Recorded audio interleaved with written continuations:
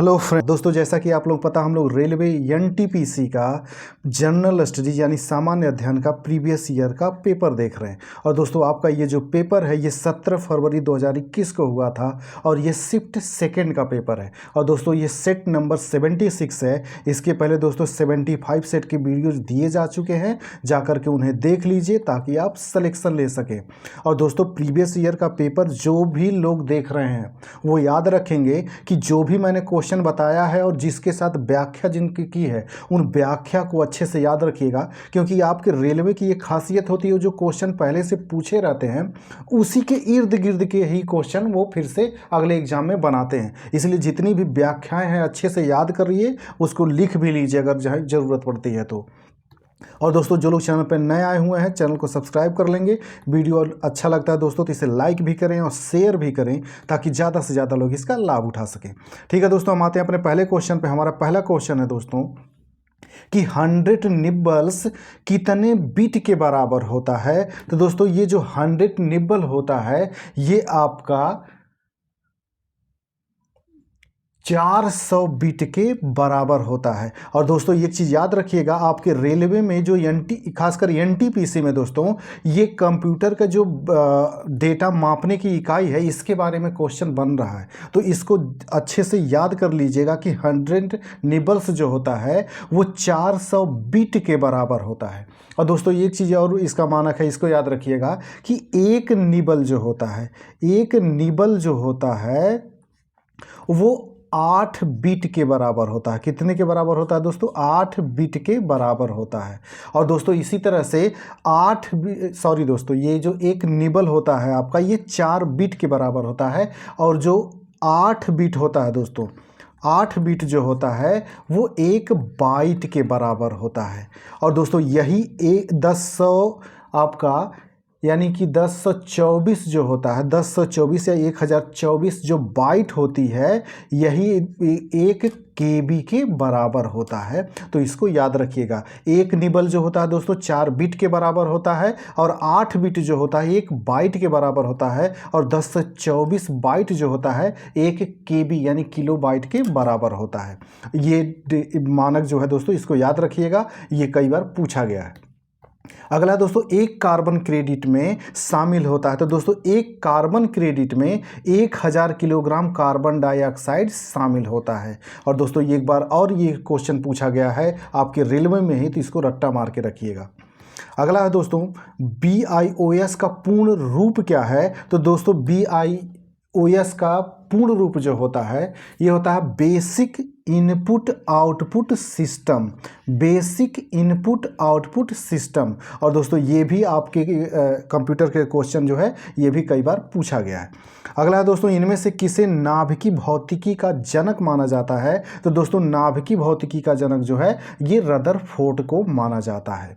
और दोस्तों इसमें जो कुछ ऑप्शन जो दिए गए हैं जैसे जे थॉमसन, दोस्तों इलेक्ट्रॉन की खोज जो किया था वो जे थॉमसन ने किया था।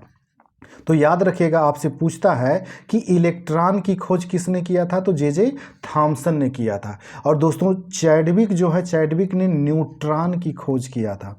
न्यूट्रॉन की खोज जो है दोस्तों चैडविक ने किया था। और रदरफोर्ड ने दोस्तों नाभिकीय भौतिकी जनक के साथ साथ इन्होंने प्रोटॉन का भी खोज की थी। तो प्रोटॉन की जो खोज किया था वो रदरफोर्ड ने किया था। तो इतने ऑप्शन जो दिए गए इसको याद रखिएगा। इलेक्ट्रॉन की खोज जे थॉमसन ने किया था और प्रोटॉन की खोज जो है रदरफोर्ड ने किया था और जे चैडविक ने न्यूट्रॉन की खोज किया था।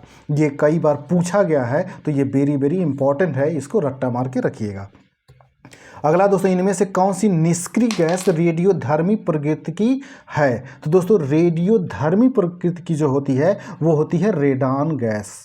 रेडान गैस जो है दोस्तों ये निष्क्रिय गैस है लेकिन ये रेडियोधर्मी प्रकृति की होती है। और दोस्तों ये क्वेश्चन और बनता है कि जब भूकंप आने वाला होता है तो उसके पहले वायुमंडल में किस गैस की मात्रा में वृद्धि होती है। तो दोस्तों इसी रेडान गैस की जो मात्रा होती है इसमें वृद्धि होने लगती है जब भूकंप आने वाला रहता है उसके पहले। अगला दोस्तों कल्पना फर्स्ट उपग्रह है। तो दोस्तों कल्पना फर्स्ट जो है ये मौसम विज्ञान से संबंधित उपग्रह है। अगला दोस्तों, निम्नलिखित में से कौन सा उपग्रह भारतीय प्रौद्योगिकी संस्थान कानपुर द्वारा संचालित किया गया था? तो दोस्तों इसमें जो था ये संचालित जो किया गया था ये जुगनू था। जुगनू भारतीय प्रौद्योगिकी संस्थान जो कानपुर था इसी के द्वारा ये संचालित किया गया था। अगला दोस्तों, निम्नलिखित में से कौन सी नाभिकीय शक्ति संचालित पनडुब्बी है? दोस्तों ये पूछ रहा है कि कौन सी ऐसी पनडुब्बी है जिस पे नाभिकीय शक्ति संचालित है, यानी कि इससे परमाणु बम भी किसी अन्य देश पे फेंका जा सकता है। तो वो जो है दोस्तों INS अरिहंत है। और ये दोस्तों ये वेरी इंपॉर्टेंट क्वेश्चन है और फेमस है दोस्तों। ये कई बार क्वेश्चन बना हुआ है कि परमाणु शक्ति संपन्न पनडुब्बी कौन सी है, तो वो INS अरिहंत है और ये कई बार पूछा गया था, इसलिए ये वेरी इंपॉर्टेंट है। और दोस्तों जो लोग चैनल पर नया हुए चैनल को सब्सक्राइब कर लेंगे, वीडियो अच्छा लगता है तो इसे लाइक भी करें और शेयर भी करें ताकि ज़्यादा से ज़्यादा लोग इसका लाभ उठा सकें। अगला दोस्तों, यदि आप MS वर्ड में Ctrl+A कुंजियों का प्रयोग करते हैं तो आप क्या करने का प्रयास कर रहे होते हैं? तो दोस्तों आपसे ये पूछ रहा है कि Ctrl+A के द्वारा क्या किया जाता है। तो इसके द्वारा दोस्तों फाइल में मौजूद संपूर्ण टेक्स्ट को सेलेक्ट किया जाता है। और ये याद रखिएगा दोस्तों, ये भी क्वेश्चन कई बार रिपीट हुआ है। अगला दोस्तों, तरल नाइट्रोजन का क्वथनांक कितना होता है? तो दोस्तों तरल जो नाइट्रोजन होता है इसका क्वथनांक होता है -196 डिग्री सेंटीग्रेड। दोस्तों याद रखिएगा, माइनस में है, ऋणात्मक मान है ये। और दोस्तों याद रखिएगा, जैसे दोस्तों आपने सुना होगा कि जो जानवर होते हैं जैसे गाय भैंस होती हैं, इनको जो कृत्रिम रूप से जो गर्भाधान किया जाता है, कृत्रिम रूप से जो गर्भाधान किया जाता है, तो वो जो वीर्य होता है वो कहाँ किस में रखा जाता है? तो यही तरल नाइट्रोजन में रखा जाता है और इसी -196 डिग्री सेंटीग्रेड टेम्परेचर में रखा जाता है। और ये कई बार पूछा गया है कि जो कृत्रिम वीर्य होता है इसको किस में रखा जाता है? तो तरल नाइट्रोजन में रखा जाता है। तो इसको रट्टा मार के रखिएगा। अगला दोस्तों, अशोक महान किससे संबंधित थे? तो दोस्तों अशोक जो महान था ये मौर्य वंश से संबंधित था। तो दोस्तों यहाँ मौर्य वंश के बारे में आया है तो कुछ जान लीजिए मौर्य वंश के बारे में, जो आपके हिस्ट्री में क्वेश्चन बनता है। मौर्य वंश की जो स्थापना किया था दोस्तों वो चंद्रगुप्त मौर्य ने किया था। चंद्रगुप्त मौर्य ने। और दोस्तों इसी चंद्रगुप्त मौर्य का ही मंत्री था कौटिल्य। वही कौटिल्य जिसने अर्थशास्त्र पुस्तक की रचना की है। कौटिल्य की ही पुस्तक है अर्थशास्त्र, जो कई बार आपके एग्जाम में पूछा जा चुका है कि अर्थशास्त्र की रचयिता कौन है। तो वही कौटिल्य हैं जो चंद्रगुप्त मौर्य जिसने मौर्य साम्राज्य की स्थापना की थी, इसी के मंत्री थे। और दोस्तों ये भी आपसे पूछता है कि चंद्रगुप्त अशोक जो है ये अशोक किसका पुत्र था? तो दोस्तों ये जो था ये बिंदुसार का पुत्र था। दोस्तों ये क्रम याद रखिएगा कि पहले चंद्रगुप्त मौर्य था और इसी चंद्रगुप्त मौर्य का लड़का होता है ये बिंदुसार, और इसी बिंदुसार का लड़का होता है ये अशोक। तो दोस्तों इतना याद रखिएगा। और दोस्तों ये भी याद रखिएगा कि ये बिंदुसार जो था इसी के शासनकाल में मेगास्थनीज आया था। यूनानी यात्री जो था, यूनानी मेगास्थनीज, और यही मेगास्थनीज था जिसकी पुस्तक थी इंडिका, जिसकी पुस्तक का नाम था इंडिका। तो इतना फैक्ट इसके बारे में आप याद रखेंगे। अगला दोस्तों, निम्नलिखित में से किस मिश्र धातु में टीन नहीं होता है? तो दोस्तों जो पीतल होता है जिसे ब्रास कहा जाता है इंग्लिश में, इसमें जो होता है टीन नहीं होता है। दोस्तों ये कॉपर और जिंक से मिलकर के बना होता है। तो ये याद रखिएगा दोस्तों, कभी कभी सीधे सीधे ये भी पूछ लेता है कि पीतल किसका मिश्र धातु है? तो ये कॉपर का और जिंक का, यानी तांबा और जिंक का मिश्र धातु होता है पीतल, जिसमें टीन नहीं मिला होता है। और टीन का जो प्रतीक चिन्ह होता है दोस्तों ये SN होता है।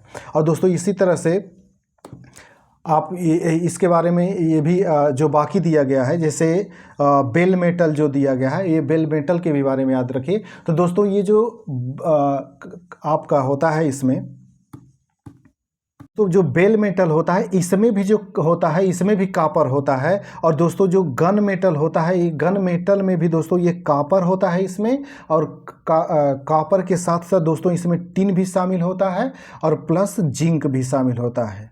ये तीनों चीज़ें होती हैं। और ये गन मेटल आपसे एक बार पूछा गया था कि ये किसका मिश्र धातु है? तो ये कॉपर, टीन और जिंक का, Zn जो होता है जिंक का प्रतीक होता है उसका होता है।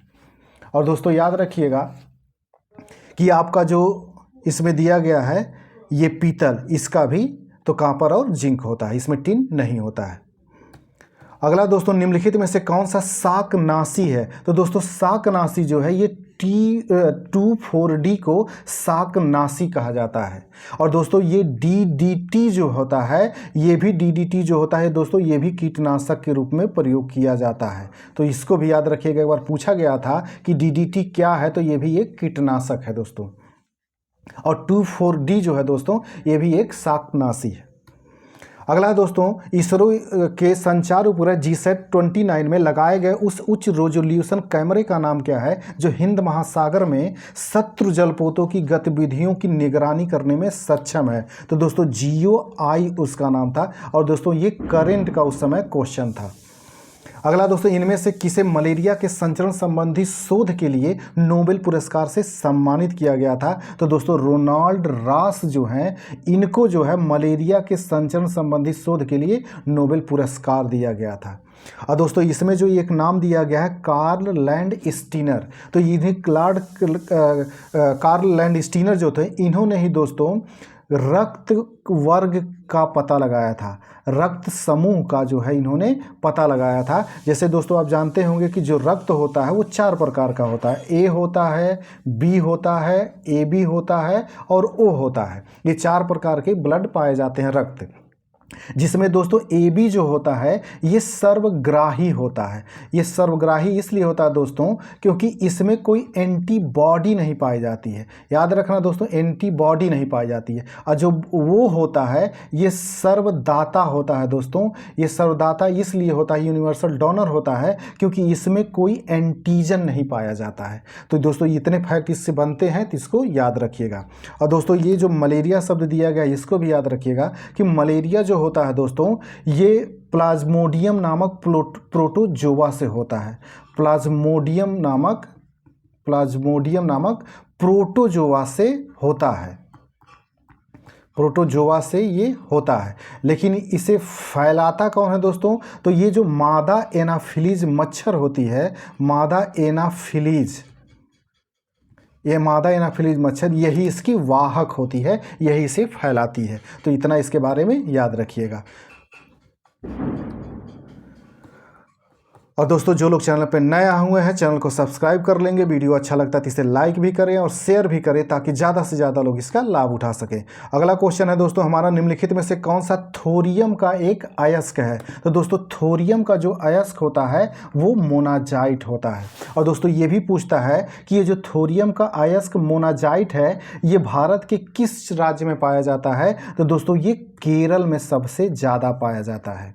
और दोस्तों इसमें जो ये पिचब्लेंड और कार्नोटाइट दिया गया है इनके बारे में भी जानिए। ये जो होते हैं दोस्तों ये यूरेनियम के अयस्क हैं, यूरेनियम के। और ये कई बार पूछा गया है, खासकर इसमें से दोस्तों पिचब्लेंड जो है, ये कई बार पूछा गया कि पिचब्लेंड जो है ये किसका अयस्क है? तो ये यूरेनियम का अयस्क है। और कार्नोटाइट भी जो है ये यूरेनियम का अयस्क है। बाकी थोरियम का जो अयस्क है ये मोनाजाइट है, जो मोनाजाइट की जो होती है ये केरल में सबसे ज़्यादा पाई जाती है। और इसका प्रयोग जो है दोस्तों विद्युत उत्पादन में किया जाता है। अगला दोस्तों, लाल पांडा की पत्तियां खाता है। दोस्तों जो लाल पांडा होता है वो किसकी पत्ती खाता है? तो दोस्तों वो बांस की पत्तियों को खाता है। और दोस्तों एक चीज़ याद रखिए, जो लाल पांडा है इसके बारे में, ये लाल पांडा जो होते हैं ये मूल रूप से जो भालू होते हैं इसी वर्ग से आते हैं। ये भी एक भालू ही है। तो लाल पांडा कोई ऐसा जानवर नहीं, ये भालू ही वर्ग का आता है। इसी तरह से दोस्तों एक चीज़ और जान लीजिए, जो नील गाय होती है, आपने कई बार नाम सुना होगा नील गाय। दोस्तों ये नील गाय जो होती है ये हिरन की प्रजाति है, इसको याद रखिएगा। यहाँ पे लिखा हुआ है गाय, तो ये गाय की प्रजाति नहीं होती है, लेकिन ये होती है हिरन की प्रजाति। तो कंफ्यूज मत होना, अब कई बार ये पूछा भी गया है तो इसलिए मैंने इसको बता दिया।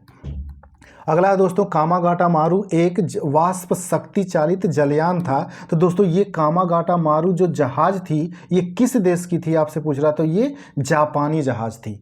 और दोस्तों ये जो कामागाटा मारू जो कांड हुआ था या घटना हुई थी, आपसे पूछता है कि कामागाटा मारू जो घटना हुई थी ये किस वर्ष हुई थी। अक्सर हिस्ट्री का एक क्वेश्चन है दोस्तों ये, तो ये अक्सर पूछता है। तो ये जो हुआ था आपका 1914 में हुआ था। दोस्तों इस घटना के बारे में थोड़ा सा जान लीजिए कि एक पंजाबी थे जिनका नाम था दोस्तों गुरुदित्त सिंह। ये बाबा गुरुदित्त सिंह थे, इनका नाम था बाबा गुरुदित्त सिंह थे। इन्होंने क्या किया था, कुछ भारतीयों को लेकर के इसी कामागाटामारू जहाज से कनाडा गए थे। लेकिन कनाडा में हुआ क्या दोस्तों, ब्रिटिश सरकार के ज़्यादा हस्तक्षेप करने के कारण या ब्रिटिश सरकार के विरोध के कारण इस जलयान में जितने लोग थे किसी को कनाडा के तट पे उतरने नहीं दिया गया। फिर ये जहाज़ क्या हुआ, रिटर्न कनाडा से भारत आ गया। अब भारत में ये कोलकाता में आया था, बजबज नामक बंदरगाह था, यहाँ पे आया था। और यहाँ पे आने के बाद दोस्तों क्या हुआ था, उतरते वक्त कुछ ब्रिटिश अधिकारी थे जिनसे इनकी झड़प हो गई थी, तो इसमें कुछ लोगों की हत्या हो गई थी। इसी को, यही जो हत्या हुई थी, इसी घटना को ही कामागाटामारू घटना कहा जाता है, जो 1914 में घटित हुआ था।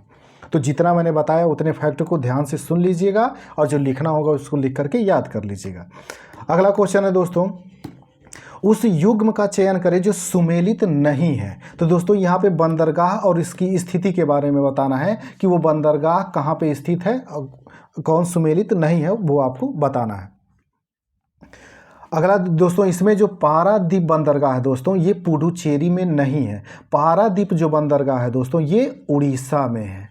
ये कहाँ पे है दोस्तों, उड़ीसा राज्य में है। और दोस्तों ये जितने भी इसमें ऑप्शन बनाए गए हैं 19 वाले क्वेश्चन में, ये आपसे अक्सर पूछा जाता है कि कौन कहाँ है। तो याद रखिएगा दोस्तों, कांडला जो बंदरगाह है ये आपका कहाँ पे है, गुजरात में है। इसी तरह से मार्मागोवा जो है दोस्तों, ये गोवा में है। और तूतीकोरिन जो है ये तमिलनाडु में है। इसी के साथ दोस्तों और भी याद रखिएगा कि जो दाहेज बंदरगाह है, दाहेज बंदर, कांडला के साथ साथ एक दाहेज बंदरगाह है, दाहेज बंदरगाह, ये भी दोस्तों आपके गुजरात में है और इसे रसायन बंदरगाह भी कहा जाता है। तो ये याद रखिएगा। इसी तरह से दोस्तों आपका जो तमिलनाडु में दिया गया तूतीकोरिन, तो तूतीकोरिन के साथ साथ एक एन्नौर बंदरगाह भी है, तमिलनाडु में ही है, तो इसको भी याद रखेंगे। इसके अलावा जो है दोस्तों कुछ फैक्ट हैं बंदरगाहों को भी याद रखिएगा कि भारत का सबसे जो बड़ा बंदरगाह है, सबसे बड़ा जो बंदरगाह है वो है मुंबई। और ये मुंबई किस राज्य में पड़ता है दोस्तों, महाराष्ट्र में। तो महाराष्ट्र को शॉर्ट फॉर्म में MS लिखा जाता है। और दोस्तों ये भी पूछता है कि सबसे गहरा बंदरगाह कौन सा है, सबसे गहरा जो बंदरगाह है वो कौन सा है, आपसे ये भी पूछता है। तो सबसे गहरा जो है दोस्तों ये विशाखापट्टनम है। और दोस्तों ये भी पूछता है कि ये विशाखापट्टनम जो बंदरगाह है ये किस राज्य में स्थित है, तो ये आंध्र प्रदेश में स्थित है। और आंध्र प्रदेश को AP के रूप में शॉर्ट फॉर्म में लिखा जाता है। और दोस्तों ये याद रखिएगा कि कर्नाटक में एक बंदरगाह है जिसको जाना जाता है कर्नाटक में न्यू मंगलौर नाम से, न्यू मंगलौर जो बंदरगाह है दोस्तों ये कर्नाटक राज्य में स्थित है। और दोस्तों एक और बंदरगाह है जिसको जाना जाता है पोर्ट ब्लेयर। ये पोर्ट ब्लेयर जो है दोस्तों ये अंडमान निकोबार की राजधानी भी है। और ये पोर्ट ब्लेयर जो है ये बंदरगाह भी है जो अंडमान निकोबार में है। तो इतना फैक्ट आप इसके बारे में याद रखिएगा। जितना मैंने बताया सीधे अगर लिख लीजिएगा, याद करते रहिएगा। और ये पूछता भी है। तो दोस्तों जो लोग चैनल पर नया हुए हैं चैनल को सब्सक्राइब कर लेंगे, वीडियो अच्छा लगता है तो इसे लाइक भी करें और शेयर भी करें ताकि ज़्यादा से ज़्यादा लोग इसका लाभ उठा सकें। अगला दोस्तों, भारतीय संविधान के संशोधनों के संबंध में निम्नलिखित में से कौन सा सही नहीं है। तो दोस्तों इसमें सही कौन सा नहीं है ये आपको बताना है। तो दोस्तों इसमें जो है ये 72वां जो संविधान संशोधन अधिनियम है ये किराया नियंत्रण अधिनियम है, तो ये प्रावधान सही नहीं है। और दोस्तों इसमें जो दिया गया है 101वां संविधान संशोधन अधिनियम, ये वस्तु और सेवा कर यानी GST से संबंधित है, तो इसको रट्टा मार के रखिएगा, ये भी कई बार पूछा गया है। और दोस्तों ये जो 61वां संविधान संशोधन दिया गया है कि मतदान की आयु को 21 वर्ष से घटाकर 18 वर्ष कर दिया गया, ये दोनों 101वां किससे संबंधित है और 61वां कितने से संबंधित है, ये दोनों वेरी वेरी इंपॉर्टेंट है दोस्तों। ये कई बार पूछे गए हैं, आगे भी पूछे जाएंगे, तो इनको रट्टा मार जाइएगा। अगला दोस्तों, पर्वतों पठारों और पहाड़ियों की ऊंचाइयों से निकलकर उनके ढालों से होते हुए नीचे स्थित घाटियों या मैदानों की ओर बहने वाली निम्नपाती पवनों को क्या कहा जाता है? तो दोस्तों जो ये निम्नपाती पवन होती हैं इनको अवरोही पवन कहा जाता है। दोस्तों इस तरह से जैसे मान लीजिए कोई ये पहाड़ है, ये वाला हिस्सा, तो यहाँ से हवा जब नीचे की तरफ मैदानी वाले इलाके में आती है या घाटियों में आती है, तो ऊपर से जब नीचे की ओर आती है तो इसको अवरोही कहा जाता है। और जब नीचे से दोस्तों हवा मान लीजिए ऊपर की ओर जा रही हो तो इसको आरोही पवन कहा जाता है। तो इसको याद रखिएगा और इसको समझ लीजिएगा। अगला दोस्तों, डेक्कन ओडिसी एक है। तो दोस्तों डेक्कन ओडिसी जो है ये एक लग्जरी ट्रेन है। और दोस्तों ये क्वेश्चन कई बार रिपीट हुआ है तो इसको याद रखिएगा। दोस्तों ये लग्जरी ट्रेन जो डेक्कन ओडिसी है इसके बारे में आपसे कई चीज़ें पूछता है, तो इसके बारे में जान लीजिए। डेक्कन ओडिसी ट्रेन जो थी दोस्तों, इसका जो था 1 जून 1930 को ये चलाई गई थी, 1 जून 1930 को। और दोस्तों ये कहाँ से कहाँ तक चली थी? तो ये पुणे से मुंबई तक चली थी, पुणे से मुंबई तक। और दोस्तों इसी डेक्कन ओडिसी को दक्षिण की रानी कहा जाता है, दक्षिण की रानी। ये याद रखिएगा, इतना इसके बारे में फैक्ट। खासकर इसका ये कि ये इसका संचालन कब किया गया था? तो 1 जून 1930 को किया गया था।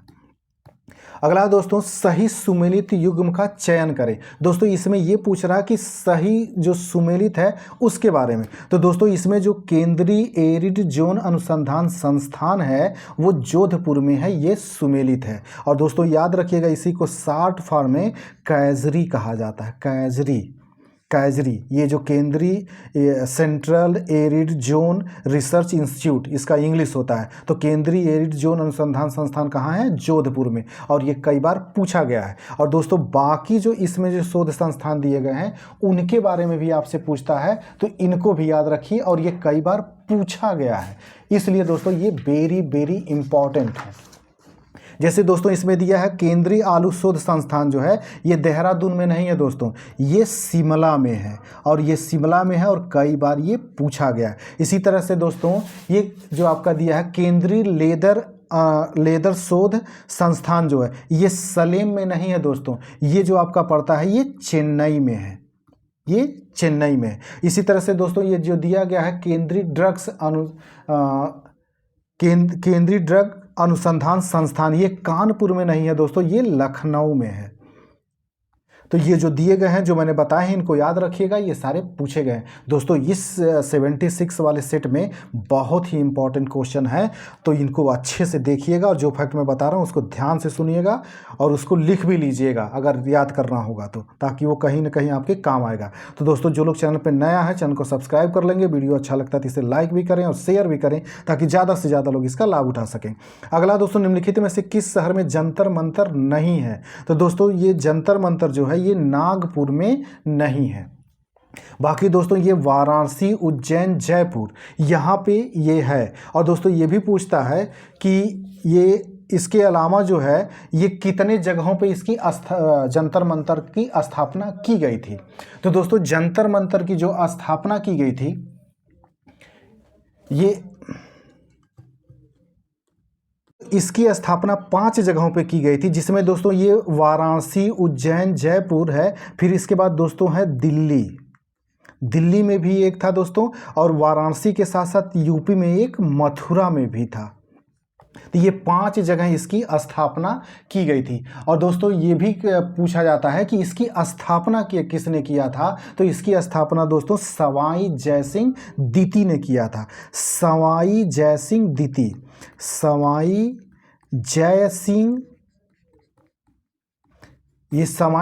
द्वितीय थे जिन्होंने इसकी स्थापना कराई थी। अगला क्वेश्चन है दोस्तों इसमें, नेहरू देशभक्त हैं जबकि जिन्ना राजनीतिज्ञ हैं, यह युक्ति किसके द्वारा कही गई थी? तो दोस्तों ये वाक्य कौन कहा था? तो इसको मोहम्मद इकबाल साहब ने कहा था। और दोस्तों इकबाल साहब के बारे में ये भी याद रखिएगा कि जो सारे जहां से अच्छा लिखा गया है, सारे जहां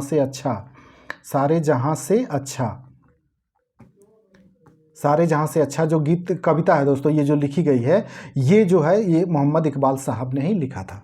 ये आपसे पूछा भी जाता है। अगला है दोस्तों, भारत में एशियाई खेलों का आयोजन कितनी बार हुआ है? तो दोस्तों भारत में एशियाई खेलों का आयोजन 2 बार किया गया है। और दोस्तों ये भी अब याद रखिएगा कि ये 2 बार कब कब हुए थे, क्योंकि ये पूछा जाता है। तो दोस्तों ये पहली बार जो हुआ था ये 1951 में इसकी हुआ था, और दूसरा जो हुआ था 1982 में, 1982 में। तो 1951 और 1982 ये 2 बार है जब एशियाई खेल भारत में हुए हैं। और दोस्तों अगला वाला एशियाई खेल कहाँ पे होगा, इसको भी रट्टा मार के रखिएगा, क्योंकि आपसे पूछ लेगा, क्योंकि यहाँ पे पूछा हुआ है एशियाई खेल के बारे में, तो फिर भी पूछ सकता है। अगला दोस्तों, रेल कोच फैक्ट्री पंजाब के किस शहर में स्थित है? तो दोस्तों ये पंजाब के कपूरथला में स्थित है। और दोस्तों ये इसको घुमा करके पूछता है दोस्तों कि रेल कोच फैक्ट्री जो कपूरथला है ये किस राज्य में स्थित है? तो ये पंजाब राज्य में स्थित है, इसको याद रखिएगा, और कई बार ये पूछा गया। इसी तरह से दोस्तों एक इंटीग्रल कोच फैक्ट्री है। इंटीग्रल कोच फैक्ट्री जो है दोस्तों एक और है, ये पड़ता है आपका दोस्तों पेराम्बूर में, और ये पेराम्बूर जो है दोस्तों ये तमिलनाडु में है। पेराम्बूर में पड़ता है, ये तमिलनाडु में है। ये भी दोनों याद रखिएगा, और ये कई बार पूछा गया है। और दोस्तों ये एक और है, एक रेल कोच फैक्ट्री की स्थापना जो है उत्तर प्रदेश में की जा रही है, लालगंज में। उत्तर प्रदेश के लालगंज में की जा रही है, ये रायबरेली में पड़ता है, इसको भी याद रखिएगा। अगला दोस्तों, जो लोग चैनल पर नया हुए हैं चैनल को सब्सक्राइब कर लेंगे, वीडियो अच्छा लगता है तो इसे लाइक भी करें और शेयर भी करें, ताकि ज़्यादा से ज़्यादा लोग इसका लाभ उठा सकें। अगला दोस्तों, निम्नलिखित में से किसका चित्र 200 के भारतीय नोट पर मुद्रित किया गया है? तो दोस्तों 200 का जो भारतीय नोट होता है उस पर किसका चित्र अंकित है, आपसे ये पूछ रहा है। तो दोस्तों इस पर जो चित्र है वो सांची के स्तूप का है। और दोस्तों याद रखिएगा, ये सांची का जो स्तूप है, ये सांची का स्तूप किस राज्य में है ये भी आपसे पूछता है। तो ये मध्य प्रदेश राज्य में है, मध्य प्रदेश राज्य में है, यानी मध्य प्रदेश में, एमपी। इसको शॉर्ट फॉर्म में एमपी लिखा जाता है, मध्य प्रदेश को। और दोस्तों इसके अलावा भी जो है वो भी याद रखिए, ये जो मंगलयान है दोस्तों, ये जो छपा हुआ रहता है ये 2000 के नोट पर रहता है, और ये भी आपके रेलवे में पूछा गया है। इसी तरह से दोस्तों लाल किला जो है, ये लाल किला 500 के नोट पर छपा रहता है।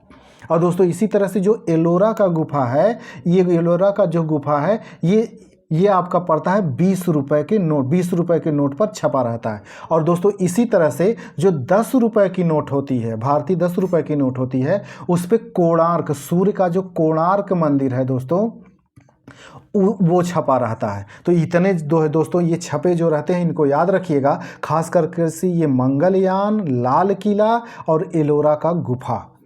और ये जो कोणार्क मंदिर है दोस्तों, सूर्य मंदिर जो उड़ीसा में स्थित है, कोणार्क सूर्य मंदिर जिसको ब्लैक पैगोडा भी कहा जाता है, ये छपा रहता है 10 रुपए के नोट पर। और दोस्तों ये जो एलोरा का गुफा है ये 20 रुपए के नोट पे। तो इतने फैक्ट इसके बारे में आप याद रखेंगे। अगला क्वेश्चन है दोस्तों, इसमें उस युग्म का चयन करें जो सुमेलित नहीं है। सुमेलित नहीं है दोस्तों, एक तरफ दिया गया है बांध का नाम और एक तरफ दिया गया है नदी, तो इसमें कौन सुमेलित नहीं है वो आपको देखना है। तो दोस्तों इसमें जो दिया गया है कि नाथपा झकरी जो है दोस्तों, ये नाथपा झकरी जो है, नाथपा झाकरी बांध जो है ये झेलम नदी पर नहीं है। तो दोस्तों ये है किस पे, ये सतलज नदी पे है। और दोस्तों ये सिंगल क्वेश्चन कई बार पूछा जा चुका है कि नाथपा झाकरी बांध किस नदी पर स्थित है। तो दोस्तों ये जो है ये सतलज नदी पर स्थित है। और दोस्तों इसके अलावा जो नागार्जुन सागर बांध है ये कृष्णा नदी पर है, इंदिरा सागर जो है ये नर्मदा पर है, और टिहरी जो है ये भागीरथी। इनमें से खासकर दोस्तों ये नागार्जुन सागर बांध और इंदिरा सागर बांध ये दोनों रट्टा मार जाइएगा, ये अक्सर एग्जाम में पूछता रहता है कि ये किस नदी पर स्थित है। तो इतना आप याद रखिएगा। दोस्तों एक चीज़ और काफ़ी फेमस है, एक है मैटूर बांध। मैटूर बांध जो है दोस्तों ये भी पूछता है कि ये किस नदी पर है। तो ये कावेरी नदी पे है, और अक्सर लोग गलत कर देते हैं इसको। तो मैटूर को भी याद रखिएगा, मैटूर कावेरी पे है, नागार्जुन कृष्णा नदी पे है, इंदिरा गांधी सागर बांध जो है ये नर्मदा पर है, और टिहरी जो है भागीरथी पर है। अगला दोस्तों, निम्नलिखित में से किस निशानेबाज ने ओलंपिक में पदक नहीं जीता है? तो दोस्तों उस समय जीतू राय थे जो ओलंपिक में पदक नहीं जीते थे।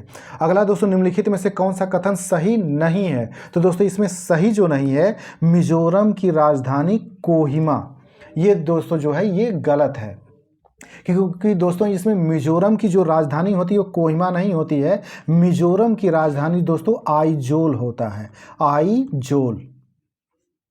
मिजोरम की राजधानी जो दोस्तों आइजोल होता है, और ये जो कोहिमा है दोस्तों ये नागालैंड की राजधानी है। और ये दोनों राजधानियां याद रखिएगा क्योंकि ये पूर्वोत्तर के राज्य हैं, ये कन्फ्यूज करने के लिए आपसे पूछा जाता है। और दोस्तों ये एक्स्ट्रा फैक्ट जो इसमें दिया है इसको भी याद रखिएगा कि तेलंगाना राज्य का गठन 2 जून 2014 को हुआ था, और सिक्किम भारत का सबसे कम जनसंख्या वाला राज्य है, और राजस्थान क्षेत्रफल की दृष्टि से भारत का सबसे बड़ा राज्य है। ये सारे फैक्ट जो है दोस्तों इसमें याद रखिएगा, ये आपसे कई बार पूछा गया है। अगला दोस्तों राष्ट्रीय राजमार्ग 48 नेशनल हाईवे 48 का विस्तार कहाँ तक है? तो दोस्तों इसका जो विस्तार है ये दिल्ली से चेन्नई तक इसका विस्तार किया गया है। अगला दोस्तों भारत छोड़ो आंदोलन का आरंभ अखिल भारतीय कांग्रेस समिति के किस अधिवेशन में किया गया था? तो दोस्तों इसका किया गया था ये बॉम्बे के दोस्तों वर्धा नामक स्थान पर ये कांग्रेस कार्य समिति की बैठक हुई थी जिसमें इसके प्रस्ताव को पारित किया गया था, तो वर्धा नामक स्थान पे। और दोस्तों भारत छोड़ो आंदोलन आया था, इसके बारे में कुछ जान लीजिए। ये पूछा जाता कि भारत छोड़ो आंदोलन का जो शुरू किया गया था कब शुरू किया गया था? तो 8 अगस्त 1942 को ये शुरू किया गया था। और दोस्तों ये भी पूछता है कि किस दिन को भारत छोड़ो आंदोलन दिवस मनाया जाता है? तो 9 अगस्त को मनाया जाता है, एक दिन बाद मनाया जाता है दोस्तों। और दोस्तों ये भी पूछता है कि भारत छोड़ो आंदोलन के दौरान गांधी जी ने कौन सा नारा दिया था? तो गांधी जी ने दोस्तों इसी दौरान करो या मरो का नारा दिया था, करो या मरो।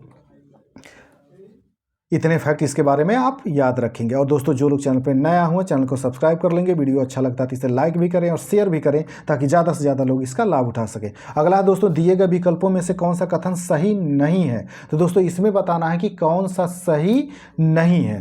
तो दोस्तों इसमें जो सही नहीं है इसका ऑप्शन है ये चरक जो दिया हुआ, चरक गौतम बुद्ध के निजी चिकित्सक थे, ये गलत है दोस्तों। चरक जो थे, जो कुषाण वंश का शासक कनिष्क था, इस कनिष्क के दरबार में रहते थे, कनिष्क के दरबार में ये रहते थे।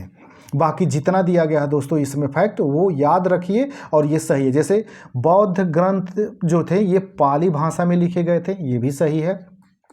इसी तरह से दोस्तों गौतम बुद्ध का जन्म जो नेपाल में हुआ था, नेपाल में कहाँ हुआ था दोस्तों इसको भी याद रखिए, तो लुम्बिनी में हुआ था, लुम्बिनी नामक स्थान पे हुआ था, ये भी सही है। अगला दोस्तों उपगुप्त ने अशोक जो मौर्य वंश का शासक था, अशोक को बौद्ध धर्म अपनाने के लिए प्रेरित किया था, तो वो उपगुप्त था, ये भी सही है। तो ये सारे फैक्ट जितने हैं ये सब याद रखिएगा, यहाँ से क्वेश्चन बनते हैं। और ये चरक जो थे ये कनिष्क के दरबार में थे, कनिष्क। अगला क्वेश्चन है दोस्तों तमस नामक उपन्यास के लेखक कौन है? तो दोस्तों तमस नामक उपन्यास के लेखक भीष्म साहनी है। और दोस्तों ये जो उपन्यास है ये वेरी इंपॉर्टेंट है और काफ़ी पॉपुलर उपन्यास है, ये अक्सर पूछते रहता है एग्जाम में। इसी तरह से दोस्तों एक चीज़ और याद रखिएगा कि आपसे पूछता है गोदान के बारे में।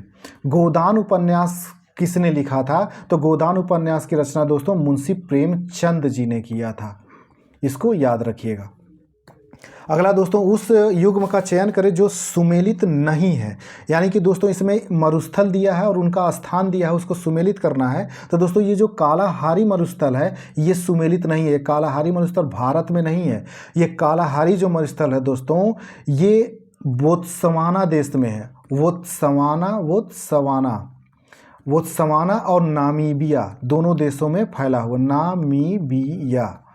और ये दोस्तों ये बोत्सवाना और नामीबिया देश है कहाँ पे? तो ये दक्षिण अफ्रीका महाद्वीप में है, दक्षिण अफ्रीका महाद्वीप में स्थित है, तो ये गलत है। और बाकी जो दिया है दोस्तों जैसे ग्रेट विक्टोरिया मरुस्थल ये कहाँ पे स्थित है? तो ये ऑस्ट्रेलिया में स्थित है, ये भी आपसे पूछता है। इसी तरह पैटागोनिया मरुस्थल कहाँ है? अर्जेंटीना में है, ये भी सही है। इसी तरह सहारा मरुस्थल कहाँ है दोस्तों? अफ्रीका महाद्वीप के उत्तरी अफ्रीका में स्थित है दोस्तों, उत्तरी अफ्रीका। तो ये जितने फैक्ट दिए गए हैं दोस्तों ये सारे फैक्ट रट्टा मार के रखिएगा। बाकी ये जो है ये दक्षिण अफ्रीका महाद्वीप में पड़ता है, अफ्रीका महाद्वीप के बोत्सवाना और नामीबिया देश में, बोत्सवाना और नामीबिया। अगला दोस्तों निम्नलिखित में से कौन सी प्रतिस्पर्धा फुटबॉल से संबंधित है? तो दोस्तों संतोष ट्रॉफी जो है ये फुटबॉल से संबंधित है और ये दोस्तों आपके स्टैटिक जीके में कई बार खेलकूद से पूछा जा चुका है, तो इसको रट्टा मार जाइएगा। अगला क्वेश्चन है दोस्तों, निम्नलिखित में से कौन सा कथन सही नहीं है। तो दोस्तों इसमें कौन सा सही नहीं है आपको ये बताना है कि पंजाब भारत का सबसे बड़ा गेहूं उत्पादक राज्य है। तो सही नहीं है दोस्तों, गेहूं का जो सबसे बड़ा उत्पादक राज्य है वो पंजाब नहीं है। वर्तमान में दोस्तों इसमें उत्तर प्रदेश था। उत्तर प्रदेश जो था ये गेहूं का सबसे बड़ा उत्पादक था। और दोस्तों उत्पादन से क्वेश्चन आप में पूछता है तो वर्तमान में एग्जाम देने से पहले जो उत्पादन का डेटा आता है उसको रट्टा मार जाइएगा, एग्रीकल्चर से लेकर के जो खनिज संसाधन होते हैं उन सबको, ऐसे क्वेश्चन आप में बनते हैं। और दोस्तों जो लोग चैनल पर नया हुए चैनल को सब्सक्राइब कर लेंगे, वीडियो अच्छा लगता है तो इसे लाइक भी करें और शेयर भी करें ताकि ज़्यादा से ज़्यादा लोग इसका लाभ उठा सकें। अगला दोस्तों, दिए गए विकल्पों में से सही कथन का चयन करें। तो दोस्तों इसमें सही कथन का चयन करना है। तो दोस्तों इसमें जो सही कथन है, ये नरौरा जो परमाणु विद्युत केंद्र है ये उत्तर प्रदेश में स्थित है, ये सही है। और दोस्तों ये कई बार फैक्ट मैं बता चुका हूं तो इसको याद रखिएगा कि नरौरा जो है ये उत्तर प्रदेश में है और उत्तर प्रदेश के बुलंदशहर में स्थित है। बुलंदशहर यानी बुलंदशहर जो डिस्ट्रिक्ट है वहां पे स्थित है। और दोस्तों ये मुंद्रा ताप विद्युत केंद्र आपसे पूछता है ये कहाँ स्थित है। तो दोस्तों ये गुजरात में स्थित है। ये कहाँ पे है? गुजरात में। इसी तरह से दोस्तों ये कुडनकुलम जो नाभिकीय संयंत्र है ये केरल में नहीं है दोस्तों, ये तमिलनाडु में है। और इसका इसी तरह से दोस्तों ये Talcher super thermal power station जो है ये आंध्र प्रदेश में नहीं है, ये उड़ीसा राज्य में है। तो इतना फैक्ट जो सुमेलित करने के लिए दिया गया है इसको याद कर लीजिएगा, ये कहाँ कहाँ पे स्थित है और ये कई बार पूछा गया है और आगे भी ये पूछा जाएगा। और दोस्तों इसका ये लास्ट क्वेश्चन था। तो दोस्तों जो लोग चैनल पे नए आए हुए हैं चैनल को सब्सक्राइब कर लेंगे। मिलते हैं दोस्तों अगले वीडियोज में, तब तक के लिए नमस्कार, जय हिंद।